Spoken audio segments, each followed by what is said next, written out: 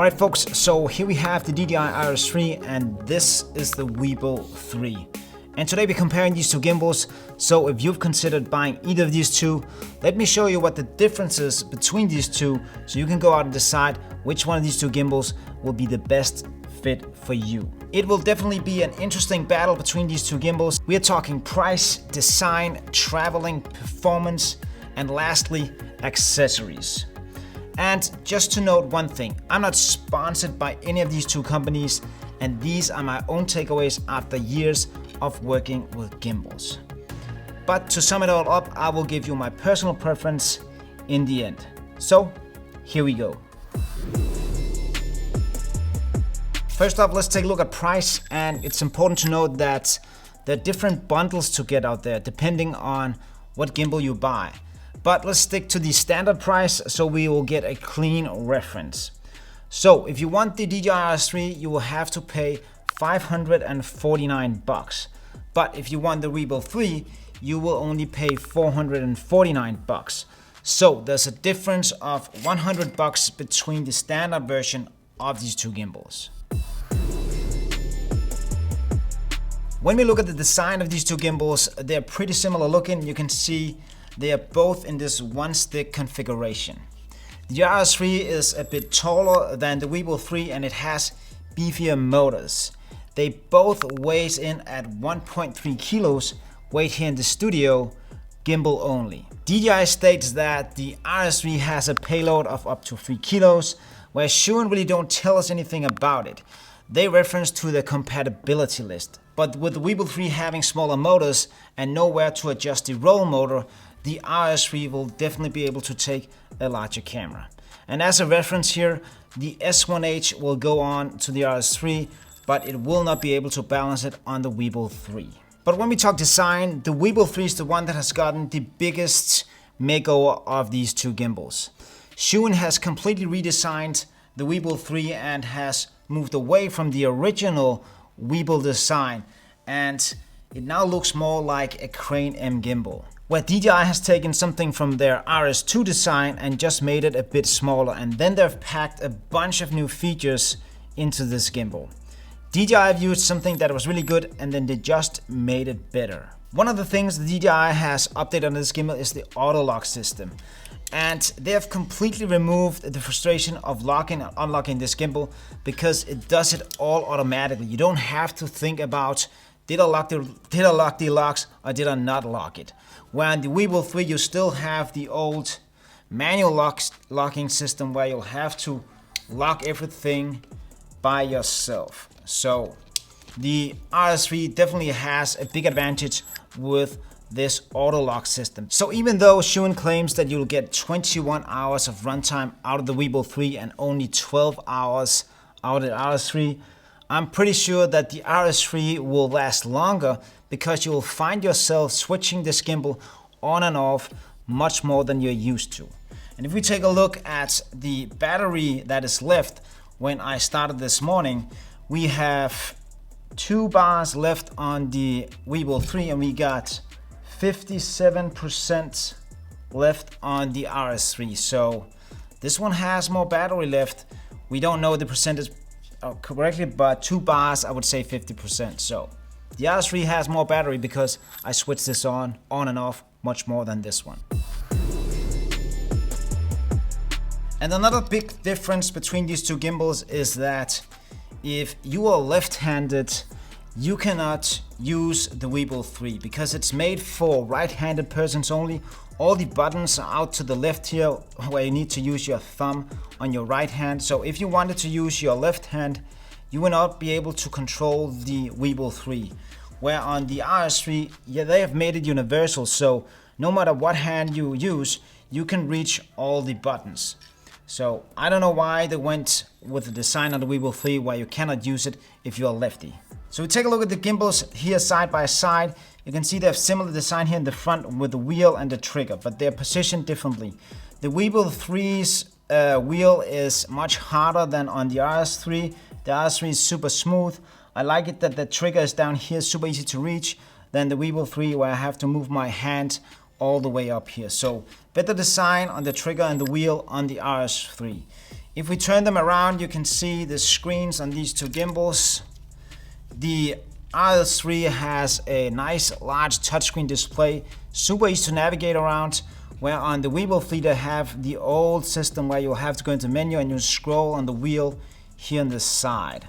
I think this is a more outdated version than on the RS3. The modes are now controlled from the M button right here, where you toggle through the modes. Let's go to that. We toggle through the modes, where on the RS3 you will have a mode switch on the side, which makes it super easy to just find the mode you need. Both of these gimbals come with a quick release system. On the RS3 you have the plate where you will slide it out to the side. It's a bit bigger plate than on the Weebill 3. The Weebill 3 you will have to slide it forward, and it has this low profile plate. I like the plate better on the Weebill 3 than on the RS3, but I don't use any of these systems because I'm using the Makholm F38 system, which is a universal system that fits on all of my gear. Another thing to note is that this base plate here is all flat and you adjust it by just moving it by your hand. On the RS3 it has the built-in quick release plate which you cannot remove, but one of the great things is this wheel you have to wheel the base plate forward and backwards to minor adjust it. This works really well. But let's go and take a look at how these two gimbals will pack into a backpack. Let's see if we can fit these two gimbals into these bags. This is the roller bag from Love Pro, and this one over here is the Evoc camera bag that I use to carry on my back. If we start with the RS3, I can take the tripod off, screw this one off, and then we can deattach the handle and we can fit everything nicely into this backpack without any problems. I can just take the gimbal out and it's ready to go. If we take the roller back here, you see we can take the gimbal out, put this one here. Now we have to take this one off. There we go. And then we have the tripod and the battery. Close this up and it's packed down. Let's take a look at the Weebill 3. If we take the Weebill 3 here, we'll take the handle off as well. We'll take this, bring this off, and then we're left with this, and this one should fit into the backpack. It doesn't, so we will have to adjust this. There we go. Yeah, it fits in there. It's not the best fit, but it comes in there. And then the tripod goes in there as well. So it goes into the back, no problems there. Then let's put it into the roller bag. To take the gimbal, we will also have to take this one off. Put this into there. Base plate, tripod, everything. Lock this up and close the bag. So both of these gimbals will fit into a backpack. Let's go out and test these two gimbals on the street. Everything is shot on the Lumix S5 with a 16 to 35mm on with the IBIS turned off. It's shot in 4K 25 frames per second and there are no post stabilization added of whatsoever. Let's hit it off with a push and a pan, and what we're doing here is that we're walking in a straight line, pushing and then panning the gimbal to the side. On the Weebill 3 shot here, there is some movement on the sides that I do not like. See if you can see it for yourself. If you take a look at the RS3, you can see I'm walking in a straight line, heel toe, heel toe. The RS3 shot here is definitely more stable and more smooth to look at straight out of the camera. Take a look at them side by side, decide by yourself which one you think is the better one. I definitely think the RS3 is the winner here. Let's move on to the low pushing shot, and what we're doing is just holding the back handle in the underslung mode. On the Weebill 3 shot here, there is some movement that I do not like when we're shooting on the gimbal. Some micro jitters and some bumps in there. It's not the ideal way to do this, but we're testing the back handle right now. On the RS3, the shot is much better, it's much smoother, and I could use this straight out of the camera. If we take a look at them side by side, you can see the RS3 is definitely more smoother than the Weebill 3 is. Next up here is the tracking shot, and what we are doing here is that we are turning the gimbal 90 degrees, locking it, walking forward. On the Weebill 3 here you can see there's some movement. Try to look at the gutter and the roof, it's just wiggling up and down. I do not like that. The shot here is done by just moving forward in a straight line. On the RS3 you can see the shot is much more stable. It's not perfect, but it's definitely better than on the Weebill 3. If we take a look at them side by side, you can see there's much less movement on the RS3 than on the Weebill 3. Next up here is the pushing shot, and what we're doing here is that we're walking in a straight line using lock mode, pushing in on our subject. On the Weebill 3 shot here you can see there's a bit of movement, but it's not much. This shot here is actually usable. If we move on to the RS3 and see how this does. The RS3 again, it is better, it's more stable, and it just looks good straight out of the camera. Take a look at them side by side and you can decide by yourself which one you think is the more stable one. Alright, let me just sum it up really quick here. The RS3 is definitely more pleasing to shoot with. Going through the modes is easier with the switch on the side. I like the better screen. The back handle is better, the position and the balance is better once there's a camera on there. And then of course the auto locking system works amazing. I find myself locking this gimbal as soon as I don't use it.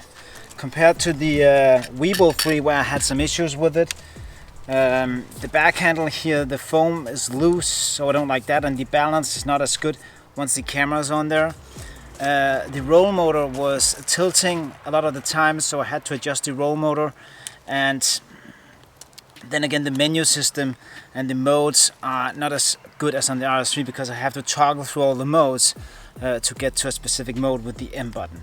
So overall, I like the RS3 much better than the Weebill 3. So let's touch on some of the accessories that you can get for these two gimbals and that will be included in the bundles. For the RS3 you will get the back handle and you will also get the follow focus motor for it. The back handle is super easy to put on and it's centered around the gimbal. I like the handle, it's nice and sturdy, super easy to use. On the Weebill 3 you will get this plate they call the wrist plate. You mount it here on the side so you can rest your wrist. I'm not a fan of this, I never use it. And then the back handle is this one, which is adjustable. You can take this one up and down, and you also mount it down here. So put this onto here, there we go. And then you have the back handle sitting down here. I'm not a fan of this design, so I never use this plate or the back handle here. It's not really good, I think. And one of the biggest flaws of the Weebill 3 is that you don't have any other mounting options than these two down here. So if you wanted to put a monitor on this gimbal, there's nowhere to mount it. Even with the side handle from ZHIYUN, there's no mount at all. Where on the RS3 you have the mount from the side here, then you have a mount on top where you can mount a monitor, and then you have another accessory mount on the other side. So there's plenty of options for you to mount a monitor or any other accessories. So for accessories, the RS3 is definitely the winner over the Weebill 3. So as I said before, the RS3 is definitely more pleasing to work with, and it's also my gimbal of choice. And there's a reasons for it. I think the test speaks for itself. This gimbal is definitely more stable than the Weebill 3 is. It also feels and looks more like a more high-end product, and I think paying that extra bucks for this gimbal is definitely worth it. And then lastly to mention, it takes my S5 and it also takes my S1H, which the Weebill 3 doesn't do. So guys, that's it. The RS3 is the gimbal that I will be using from here on and now. That's my comparison of these two gimbals. If you have any questions, you can always leave them there below and I will answer as good as I can. Stay creative and stay safe, and if you can, go out and shoot some dope videos. See you next time. Bye.